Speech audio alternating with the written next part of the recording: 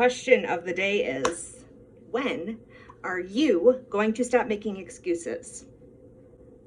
I said it. When are you going to stop making excuses and start doing the things that you said and desire to do? Is it because you're scared?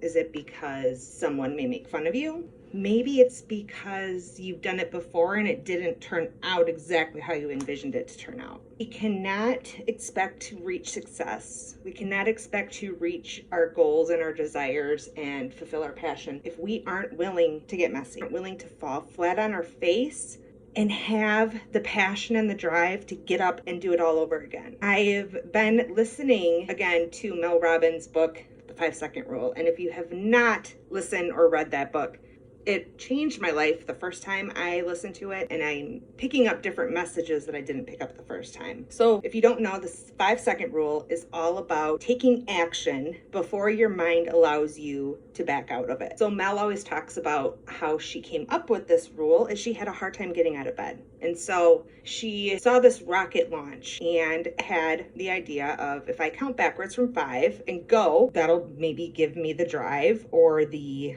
push to take the action that I want to take. What she started doing was in the mornings when her alarm would go off, instead of hitting the snooze 20 different times and having her kids late for school, she decided to count backward, 5, 4, 3, 2, 1, go. She got up, she took action. I do this all the time and didn't even realize that I was really doing it. I am going to be posting my brand new YouTube series called The Pineapple Experience, and I'm really excited for it because I'm putting no limits on it this time. The only limit that I'm putting on it is how much time and energy that I pour into it each week. Instead of going live 3 times a week, I am going to record these conversations, people from all walks of life. I'm going to record those and air them later. I work full time. We have a household, we have a new puppy, all the things. And so what I'm not putting limits on are the conversations that I'm going to have. The things that come up in conversation that maybe weren't what we had planned to do, the universe is going to steer us in the right direction to get out the message that needs to get out. So I'm super pumped for that. If you are watching this and you have a story, and it doesn't even have to be like if you have a business or if you're a coach or whatever it may be, it doesn't have to be about that specific topic. What I think so many entrepreneurs do is we put ourselves in this box thinking we have to show up a certain way. And what we're not allowing ourselves to do enough is to show up in the way that feels good to us when you're on your off days, when you aren't working in your business. Who are you? Now, I have my MBA. I love helping women grow their business. I love spreading awareness about inclusion and diversity. I love creating merchandise that people can wear and feel empowered. That's what I love to do. That's my business. What I don't talk about enough is the postpartum depression that I had following George's birth. Having a premature baby in the NICU. Having my dad have an affair with my best friend in high school. The struggles and the hard times that I've experienced in my life that have gotten me to where I am today. Those are the things that I want to talk about in this series. I want to talk about what makes a person